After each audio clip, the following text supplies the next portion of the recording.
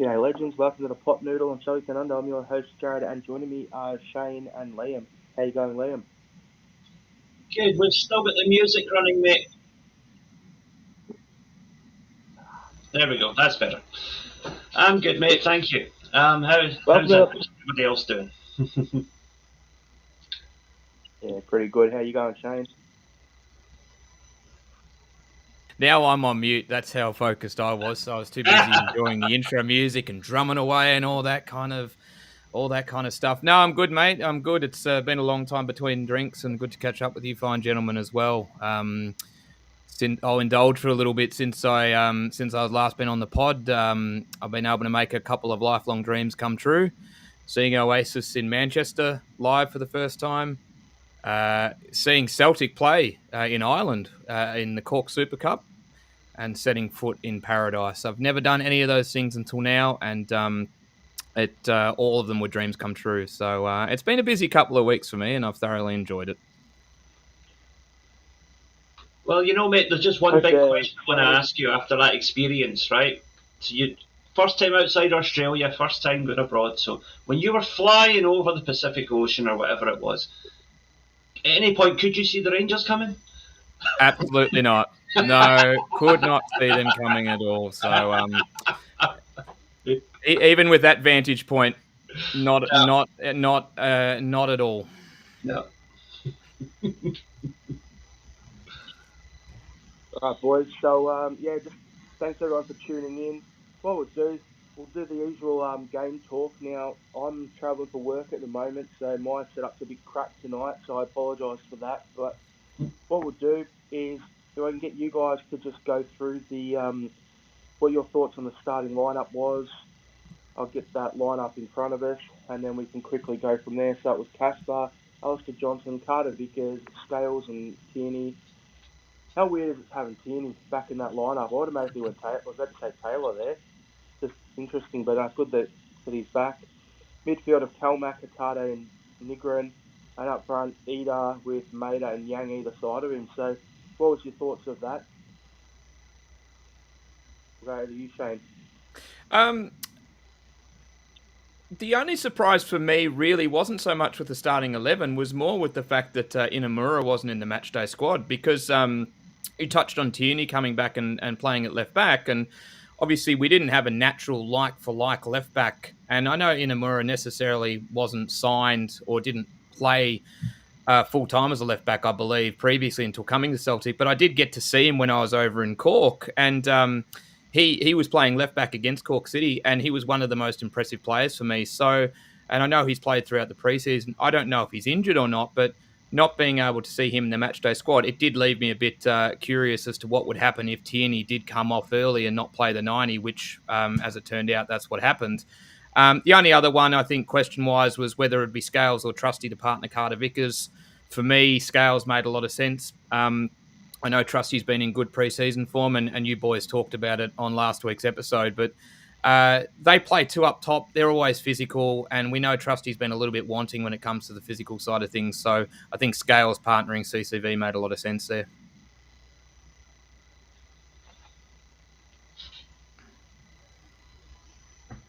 Yeah, I would agree with that, Shane. I think you're spot on there. It's definitely Scales has is Trusty a better footballer? I think so, but Scales was more what you needed to get the job done yesterday, and eventually we did. So with Inamura, though, I am between him not being in the squad and Yamada not getting on the pitch, despite the fact we clearly needed a goal. It's a little bit worrying. I hope this isn't some sort of I'm not playing them because they're not my signings kind of thing from Brendan Rodgers. I hope that's not where we're going, but that's a concern I've got burning away in the back of my head,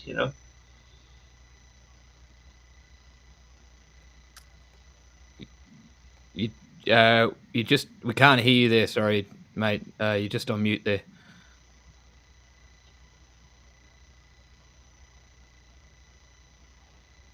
Not still muted, I'm afraid.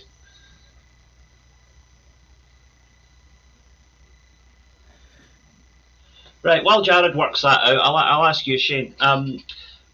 What do you think about the first half? How do you think we got on? Mixed bag, really. I don't think we were awful. I think there are a couple of moments where we looked pretty decent.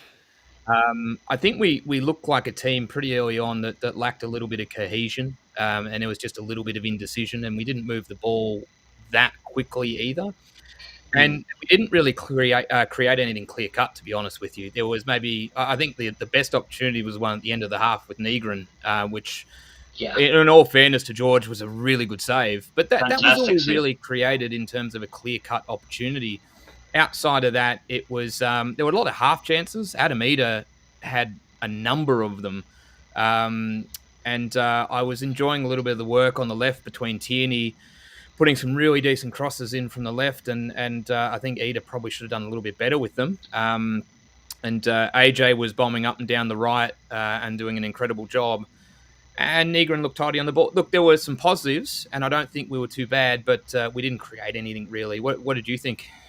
Yeah, I pretty much agree with you. Tierney was far and away our best player first half, no question. And I really think that there's, particularly with us bringing in another centre-back, with Simpson Pusey, I think there's definitely a growing case for going to a 3-5-2, because Johnson can do that down the right, Tierney can do it down the left.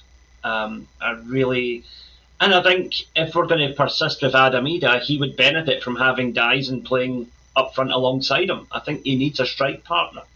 So, to me, that negates the lack of wingers in the team at the moment. It still allows you to play a midfield three. And I think it gives us more width and attacking options. Just on the Eder front, because, me personally, I've been a little bit critical of him. And I thought he worked really hard across both halves, but particularly the first half. I thought he worked tirelessly leading the line. But, pardon me, while I decide to go through puberty again. I think for me, what would have stood out is if he'd actually been able to convert one of those half chances. And it just felt that I was a little bit left wanting of, yes, he's worked hard, but he also hasn't buried one of those golden chances. And that was a little bit frustrating. Yeah, that was kind of what Sean and I agreed on the Axon match day yesterday as well. We both came to the conclusion that can't fault Eda's effort, can't fault his application, but the end product just isn't there at the moment. And that's something that's going to become a serious concern if it's not addressed very quickly. I think he's fortunate that Yamada has only played half an hour for Celtic so far. Otherwise, he would have been pushing for a starting place. Yeah, and it'll be interesting to see what Brendan does coming up in the next couple of fixtures, whether he persists with Eder, who, I don't think he's done anything to warrant not actually starting as a number 9. But, obviously, when you lead the line, your work rate's important, and we can't fault that, as you said, but you've also got to score, and you've got to take one of your opportunities. And he had a couple of gilt-edged opportunities in the second half. One which he probably should have scored from, but I'm jumping ahead a little bit there. Overall, it wasn't really a half for me that had an awful lot of, talking points. To be honest, there were a couple of shots here and there, as there's a couple of half chances. Was there anything that stood out for you from that first 45 in particular? No, the only thing that I guess kind of worries me is, is this the way it's going to be every home game this season? Just trying to break down that solid defence. I mean, to give them their due, St Mirren came with a game plan. They sat really deep. Their defence were superb. Their goalkeeper was excellent. And, it came within about 5 minutes of working for them. So that blueprint, I think other teams are going to come to Celtic Park and try that this year, and that's a shame for the spectacle of football. But that's, I think, what these teams are going to. That's the conclusion they're going to draw from that game, is that Celtic can be shut out if you get lucky. And it's not unusual for a Stephen Robinson managed team, I think, to give us a little bit of trouble. And we know, obviously, through the course of last season, they tend to be a team that, can actually really push teams above them, and obviously they finish in the top half of the table and punch above their weight a fair bit. So it's not really super surprising in some regards, but yeah, you're right. It's going to be a little bit of a blueprint for teams to come to Paradise and see if they can take anything away from it. And as you said, they were only a couple of minutes away from actually taking away a point from Paradise, to be honest. Yeah, I think it's one of them that we really we need to be aware of going forward. We need to be aware that it's why we need more attacking players, isn't it? Really, because we know this is going to keep happening, and it's where we need a fresh impetus, I think.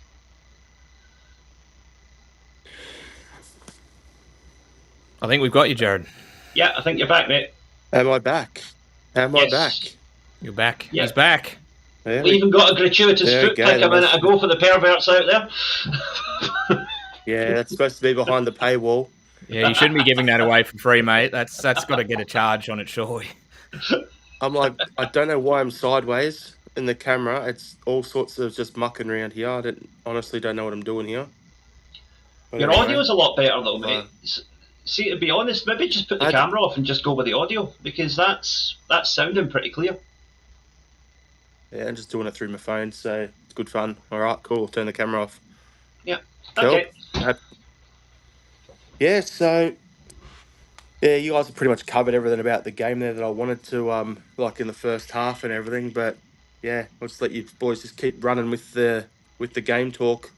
I didn't get to see it live. I only seen the highlights. Well, maybe Liam, I'll let you go with the second half, considering I did the first half. All right, so I called it at half time that Yang was going to get hooked for Forest, and within pretty early on in the second half, that is what happened. Again, Yang, God loves a trier, and he was definitely trying, but no end product. And I'm in the Yang gang. I'm a defender of the guy, but it's getting harder and harder to make the case for that defence when he has a totally ineffectual first half like that, And James Forrest came on and was, I think he dominated the second half in the same way that Kieran Tierney dominated the first half.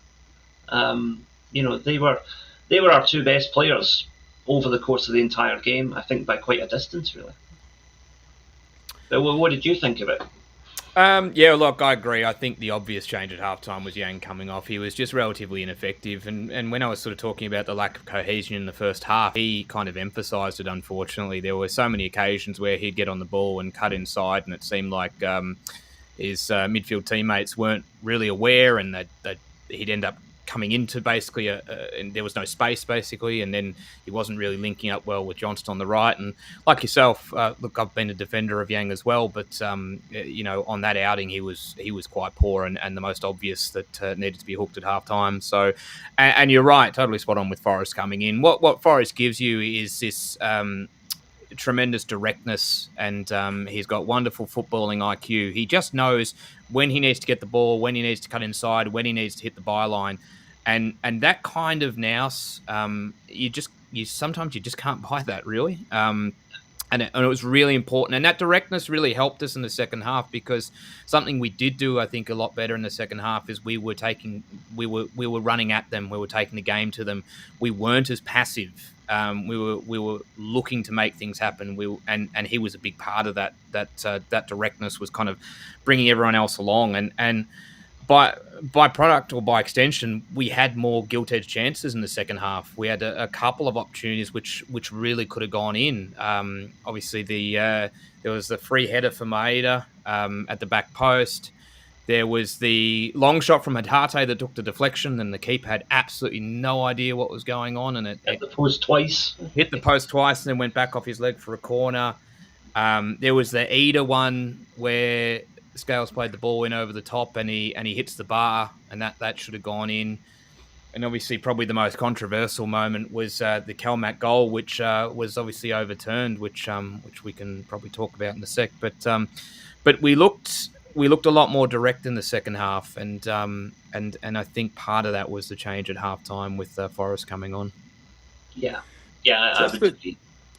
Just with Forrest coming on, like what I've heard a lot of, and from seeing the highlights I've watched, It's a big difference when you have a winger who wants to be on the wing rather than a winger who constantly wants to just do the same thing over and over or just cut inside.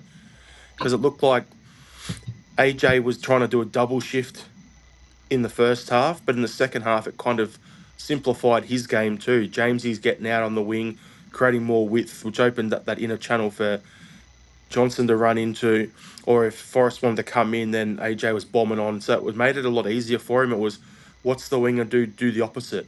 Where when Yang was on, it becomes too one-dimensional. Everyone knows what it's going to be every single time. So I think that's kind of a factor in it as well. Yep. Yeah, absolutely. Aye. I think overall it was just there was kind of an inevitability, particularly once Forrest came on. It was like, we are going to score. It's just, can we score before the 90 minutes? That was the only concern, because a goal is going to go in eventually. It has to, the way we're pressing here. But yeah, so I think maybe we should talk about that McGregor goal then. So, Jared, what did you think of that? It's a bit of a tough one, because that was the one that hit Gogic, right? Yeah. So if that was them doing it to one of our players, what reaction time when the ball's just smacked straight into Gogic does he have to get his hand out of the way? So he did handball first. But if that was the other way around, I would have had a problem with that being classified as a penalty. So I can't really arc up about that. The issue is the follow-up, like they're saying, Calmac handballed and took an advantage. His arm's tucked in and hit the back of his arm, an elbow, and it came off a player who just got the benefit of the doubt on a deflection. I think it's a bit of a harsh one there, because Calmac didn't do anything he didn't deliberately put it off Gogic to handball himself to set himself up for a shot at a goal. So it's a bit of a tough one. Like, if it had been given, I could have lived with it. It's chalked off. I'm like, okay, that's the mark now that they've got to keep up to the whole season, but we know they won't, and the referees won't. So I don't know. There's no real clear, obvious one, in my opinion, for it. I think for me, it's just, and I thought when I saw it in real time, I thought this is really unlucky to be chalked off, because he's tucked his arm in. He hasn't leant into the ball really. It's just literally come off him.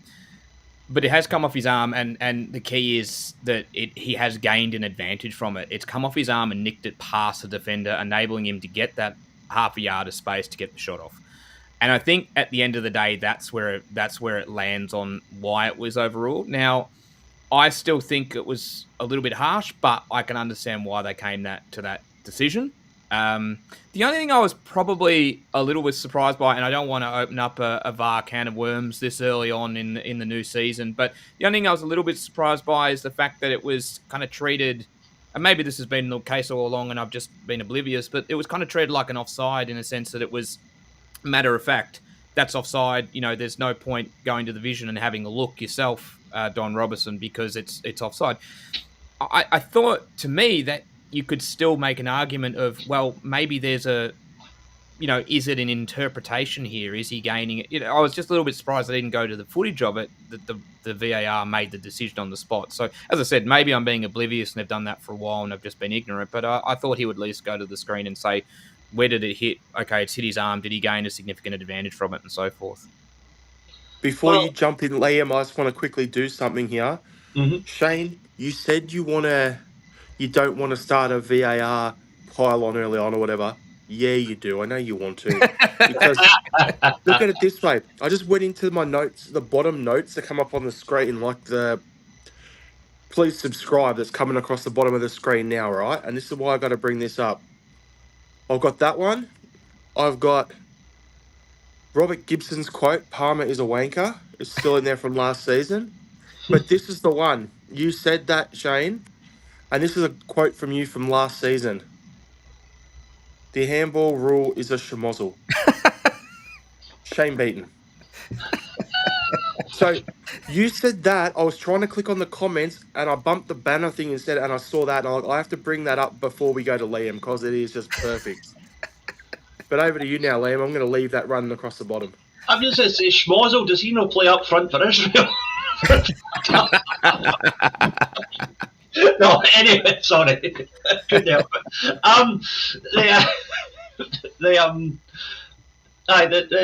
The interesting thing about this was Sean actually explained this to me yesterday. We know Sean is a qualified referee. He knows all this stuff. And he says to me that basically the Gogic one and the McGregor one were the same type of handball, right? But it's one of the very few instances in football where the rules are actually different depending on where the incident takes place. He says, like, in the penalty area, if you're a defender and you're clearly not trying to handle the ball, but it just hits you without you knowing it, no foul, right? Fair enough. But if it's in an attacking sense and the way the ball has hit you leads to you getting an advantage and subsequently scoring a goal, it's disallowed. Free kick to the opponent. So you would say that's inconsistent, but that is the letter of the law. So he said to me, yeah, I get why fans would be annoyed about it, but going by the letter of the law, that should be, that should be the application of it. So yeah. And that makes sense wherewith I landed on it when I looked at the replay and I thought, well, that's the only reason that they're probably going to chalk this off is because he gets an advantage from it. And it makes total sense. Yeah.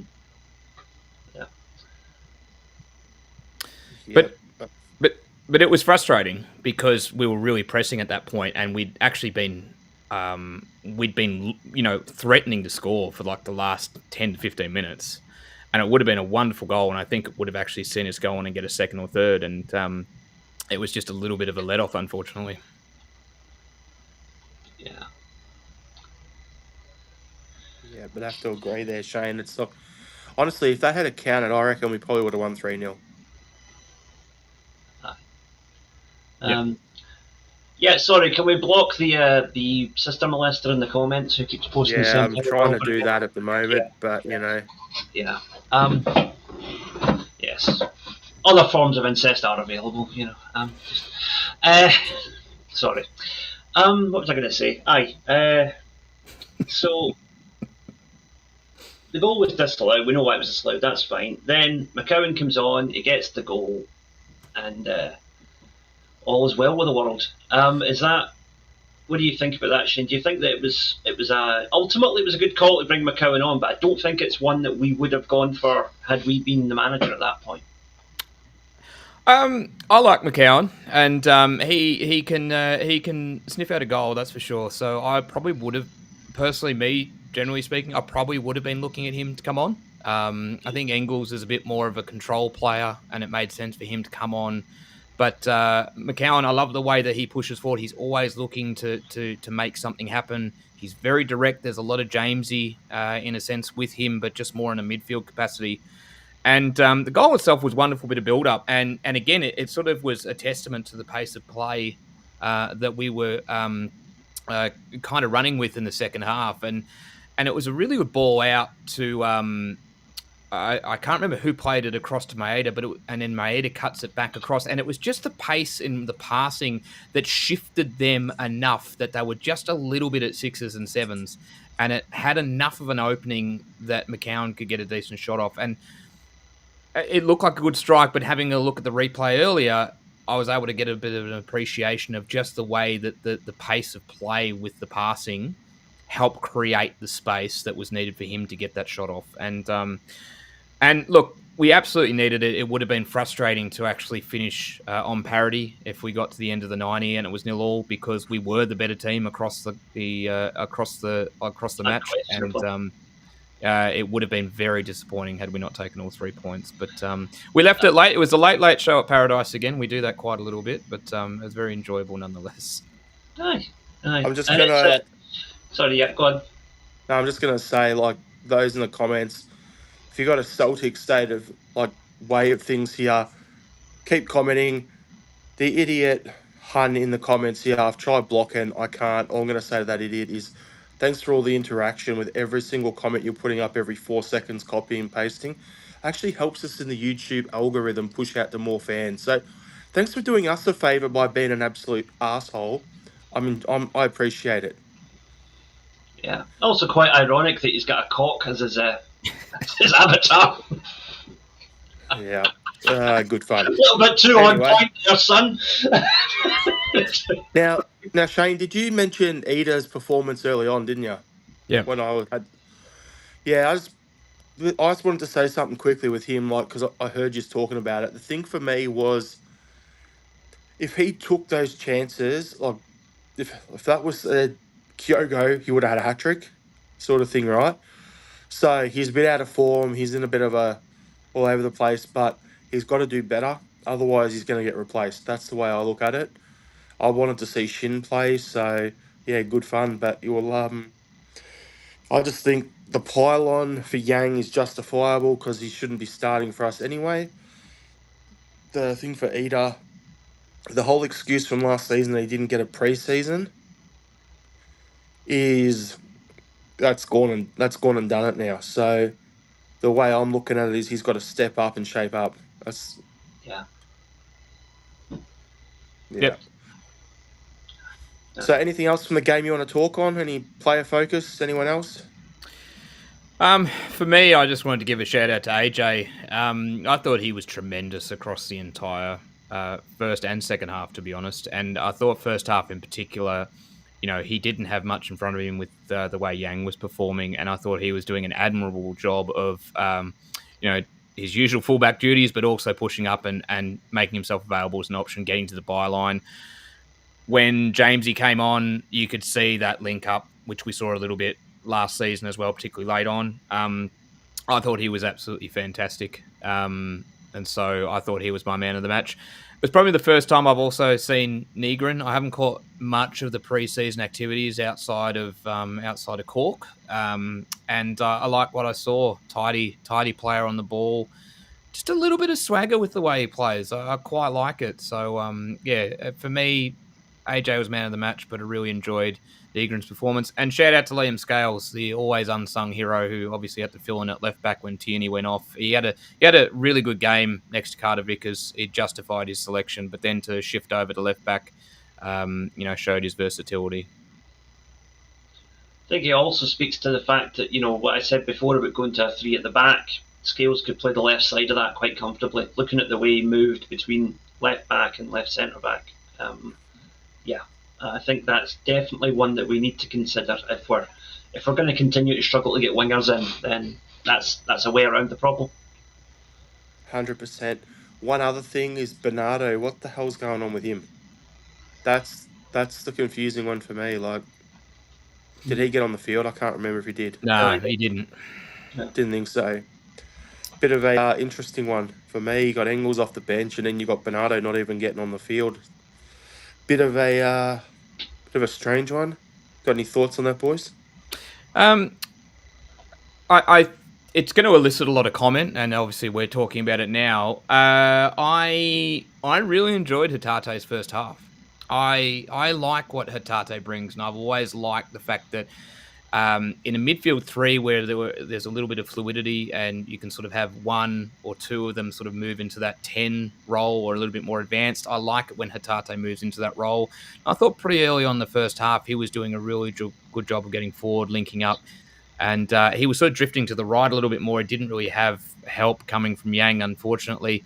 He sort of faded a little bit out of the game, unfortunately. His influence wilted, but there's just something with the way Hatate plays. There's an ingenuity that he brings that I don't think I've seen other players on that bench like Bernardo or Engels have necessarily. So I can kind of see why Hatate is getting in ahead of them for the time being. But obviously with Champions League around the corner and things like that, where obviously need to be a pretty deep squad and midfield we're well and truly covered. So there'll definitely be opportunities for Bernardo and Engels to lay claim to a starting 11 spot. That's for sure. Yeah. And just my final comment on the game would just be, I wonder how many TVs got flung out of windows on 87 minutes in Scotland.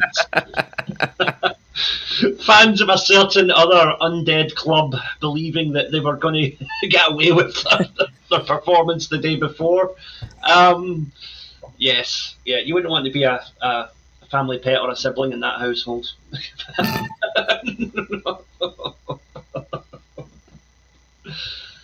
So yeah, shall we move on to the Hun scalping then? I think we can. Is that a good segue? I don't know. We can't hold you back. I feel like this is just this inevitability. We're talking about the inevitability of Celtic scoring. Well, this is the second inevitability: the death, taxes, and Hun scalping. Yeah, go for it, Liam. Unleash. Yeah. Yes. So the Ibrox Incestuals had their first game of the season yesterday. On Saturday, and they drew one each, and they were quite frankly very, very lucky to even get a point because Motherwell absolutely battered them for the last half an hour of that game, from what I saw, and long may it continue. Yeah. Do you see the funny stuff with that though? Yeah. The funny thing with that, Liam, is that he like their fans. Oh, was the coach not wearing a shirt and tie? You could have got done 3-0 or whatever it was, or 3-1 or whatever the hell it was to Motherwell. Like they were dominating. The XG was like they should have scored almost 3 goals and them like not even 0.2 of a goal, right? But the thing, you look at it and go, the biggest concern when you look at all the follow and all that sort of crap is, oh, Gerard wore a shirt and tie when he didn't like it.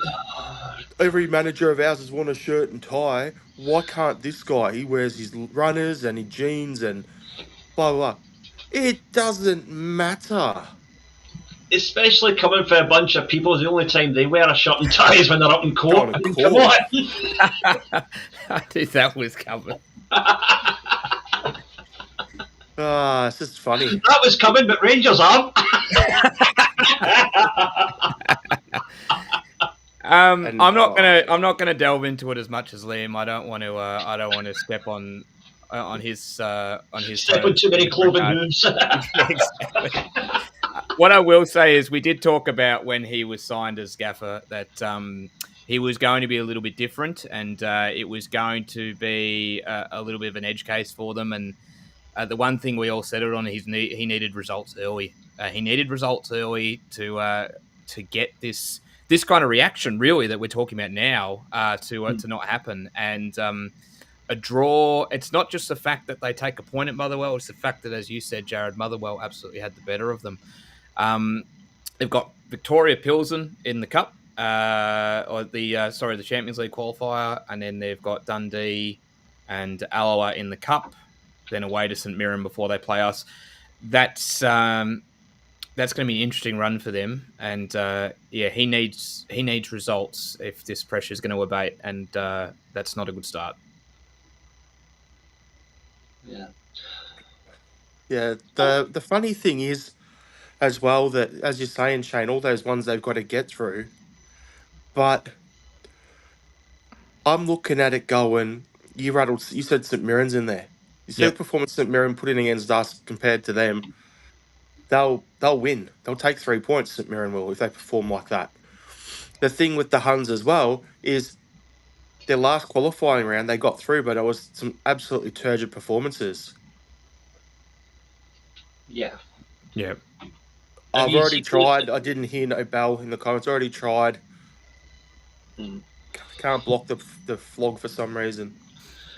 Shout out to that name though. I didn't hear no bell. That's a really good South Park reference. I appreciate that. The draw has been made, by the way, for the European playoffs. So Celtic have got either Kairat or Slovan Bratislava. I'll take that. Where's Kairat from? I think Kazakhstan. Kairat Almaty. Where's Almaty? Is that Uzbekistan or Kazakhstan? It's one of the stands. One of the ones that Russia used to own but doesn't anymore. So I look at that, Liam, and go, if it's Bratislava, we know what that's all about, and it's not as far to travel. Yeah. It's in Kazakhstan. Thanks, Pegleg. But if we've got to go to Kazakhstan and go play in front of Borat and all his cousins, well, you know, it could be a bit of an interesting one for us. It's a long ass travel, but it'll be a decent away day for those who want to go. They're midway through, or it seems like they're midway through their season at the moment in Kazakhstan. Kairat are top of the table, 3 points clear of Astana. So a few people will remember FC Astana, I think, in the comments. Goal difference of plus 25, undefeated in their last 5. So interesting opposition. Will be interesting to see how they come up against Slovan Bratislava. Yeah, Jared, you mentioned cousins there, and speaking of cousin botherers, Rangers got Club Brugge or RB Salzburg if they manage to get past the season. So cooked, bunch of cooked. You know what? I predict a pumping, and it's not one that they'll enjoy. Just like the crackhead who tried to harass me down when I was going for dinner tonight up here in Brisbane. Yeah, there'll be some cooked sort of people, whoever they got to play in that one if they get through. So speaking of crackheads, we're going to keep talking about the Rangers. So excited, you nearly fell off your chair. Sorry.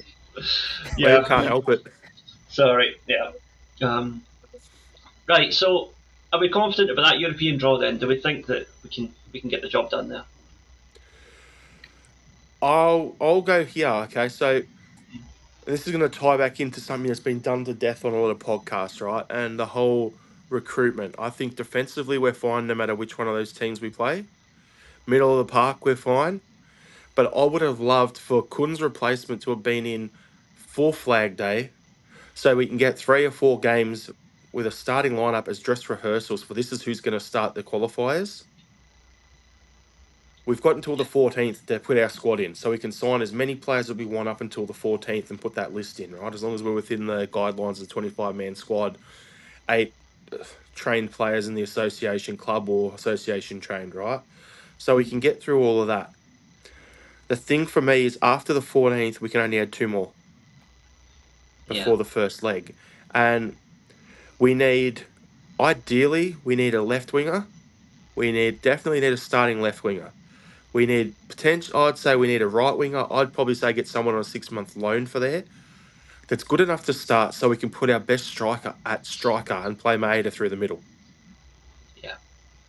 That's how I'm looking at it, because that 6-month loan would give us cover until Jota's supposedly back.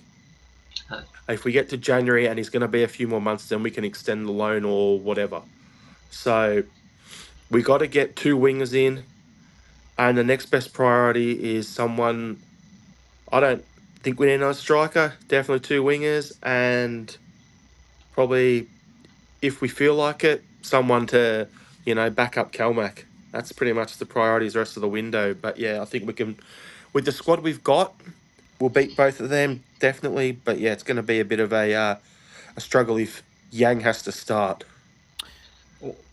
To me, that's probably why I'm looking more at the right wing, to be honest, as the necessity as opposed to the left wing, because I was a bit alarmed by Yang's performance yesterday. And, right now we'd be going into a Champions League qualifier with either Yang starting on the right or Jamesy starting on the right. Now, I love Jamesy and I praise him a lot, and we went into great detail about what he does brilliantly earlier in the pod, but not sure he's a starting winger anymore for me. I most certainly wouldn't have him as a starting winger.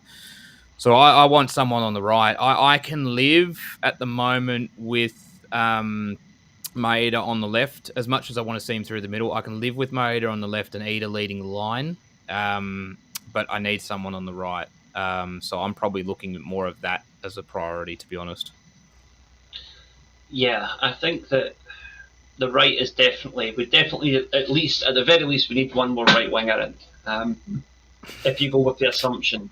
Excuse me. Never thought I'd hear Liam say that. He needs a right winger. That's exactly what I was picking up on too. Yeah, Nigel Farage to sign for the Hoops. You heard it here first. I mean, he is on record saying up their ass, so we know he's one of us, right? But yeah. Yeah, I dug my hole with that one, didn't I? Right. What was I going to say? Aye. So yeah, we need somebody on that side of the pitch, right, on the wing.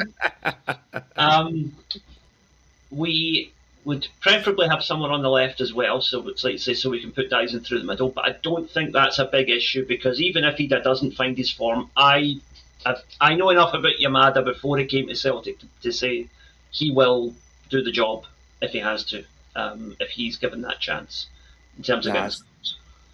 it's And Johnny Kenny's time, Liam. well, I'd be delighted if it was, but I sadly think you can file him under players we signed because they were Irish rather than because they were any good. Yeah. Yeah. Yeah. So I think we'll get through this European tie, I think. But we've got to be careful. Just because we gubbed Bratislava last time doesn't mean that's going to happen again. That was one of our best performances last season. It was also one of the worst performances they've put out in years because they actually put up some pretty good. I don't know if they actually won any games last season in the Champions League, but they certainly played a lot better against teams other than Celtic. So that was not their best showing by a long shot. So we do need to be careful and cautious. The question is, because we're the seeded team, does that mean the first leg's at our place or the second leg's at Yeah, our place? Celtic are at home first leg according to the So if we what can smack them at home like last time, then we're cruising. Aye, I've been, I'm just saying this to wind you up, Liam. The ghosts of Maribor and Malmo are too in the memory for me to feel super comfortable. Shane, don't Who do that. remembers Art Media Bratislava, a team that died even before Rangers did? Jeez. No, they did. They went bankrupt about 3 years after they knocked Celtic out.